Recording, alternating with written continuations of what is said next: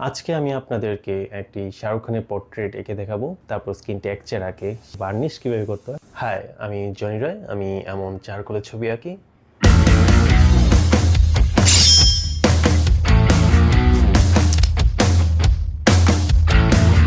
So এই ভিডিওতে আপনি কিভাবে চারকোল পাউডার দিয়ে ব্লেন্ডিং করে তারপর স্কিন টেক্সচার আঁকে সেইগুলো খুব ডিটেইলি দেখতে পারবেন। সো এই ভিডিওটা শেষ পর্যন্ত অবশ্যই দেখবেন, কারণ এই ভিডিওতে শেষে আমি দেখাবো কিভাবে চারকোল একটা পোর্ট্রেট কিভাবে সংরক্ষণ করতে হয়, কিভাবে ভার্নিশ করে সেটাকে একদম পার্মানেন্ট করতে হয়। শাহরুখ খানের এই চশমাটা ফুললি ডার্ক, তো এটা যদি আমি পেন্সিলটা দিয়ে আঁকার চেষ্টা করি তাহলে কিন্তু অনেক টাইম লাগবে।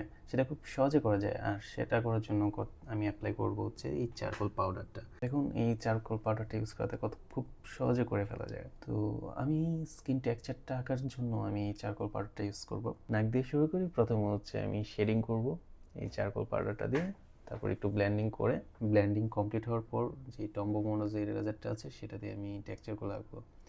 যদিও ইরেজার নাম শুনে মনে হয় যে এটাতে ইরেজ করার জন্য ইউজ হবে, কিন্তু আমি এই টম্বো মোনো জিরো ইরেজারটা আমি ড্র করার জন্য ইউজ করব। সেটার জন্য আমি প্রথমে হাইলাইটগুলো ড্র করব টেক্সচারে, তারপর একটু অ্যাডজাস্ট করার জন্য আবার পেন্সিল ইউজ করব, দেন আবার যখন প্রয়োজন হবে তখন হচ্ছে আবার একটু ইরেজ করে হাইলাইট অ্যাড করব। তো ফুল ফেসটার এই যে স্কিন টেক্সচার আছে, ঠিক আমি সেম এই প্রসেসটা ইউজ করেই টেক্সচারগুলো কমপ্লিট করব। আসলে একটা পোর্ট্রেটে সবচেয়ে বেশি ইম্পর্ট্যান্ট হচ্ছে আলো এবং ছায়া। আপনি যদি লাইট অ্যান্ড শ্যাডোটা ঠিকভাবে দিতে পারেন তাহলে এই একটা পোর্ট্রেট খুব বেশি রিয়ালিস্টিক মনে হবে।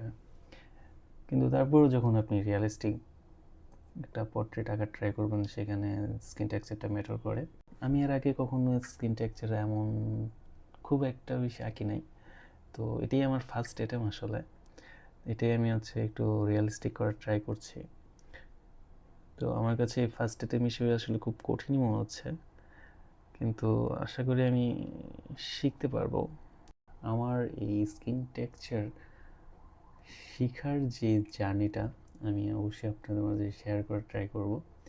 তো আপনারা যদি আমার এই স্কিন টেক্সচার শেখার জার্নিটা দেখতে চান তাহলে অবশ্যই আমার চ্যানেলটা সাবস্ক্রাইব করে রাখুন, তাহলে আমি কিভাবে শিখছি এই স্কিন টেক্সচারটা আঁকা আমি আপনাদের মাঝে শেয়ার করব এবং আমরা একসাথে শিখতে পারবো।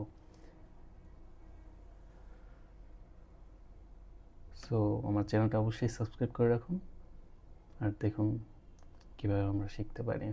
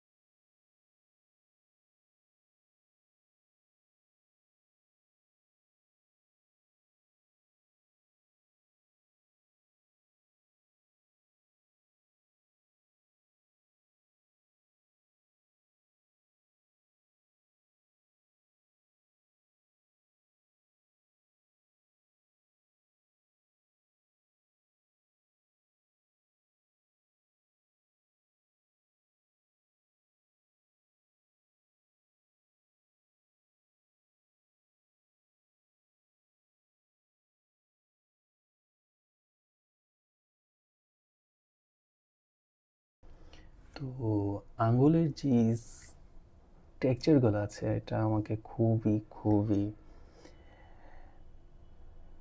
কঠিন লাগছে আসলে। ফার্স্ট টাইম তো এটা হচ্ছে কীভাবে লাইট অ্যান্ড শ্যাডোটা হচ্ছে মেজার করতে হয় সেটা হচ্ছে আমার খুবই কঠিন লাগছে। তো তারপর যতটুকু পারা যায় আমি ট্রাই করছি। তো আপনাদের কাছে কেমন লাগছে সেটা অবশ্যই আমাকে জানাবেন। রেটিং করবেন 10-এ আমাকে কত দিবেন আপনি, সেটা আমাকে অবশ্যই কমেন্ট করে জানান।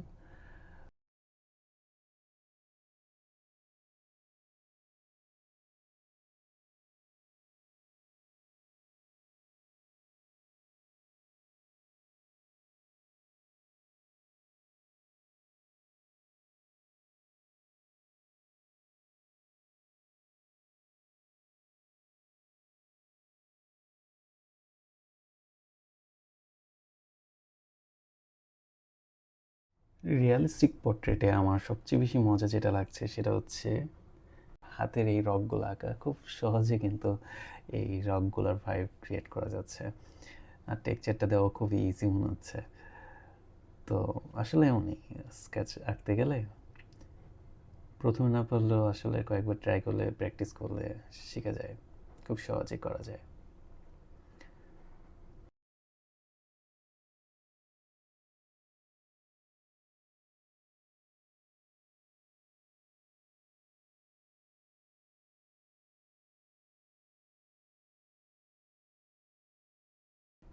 আসলে এভাবে ব্লেন্ডিং করতে আমার খুব মজাই লাগে চারকোল পাউডার দিয়ে।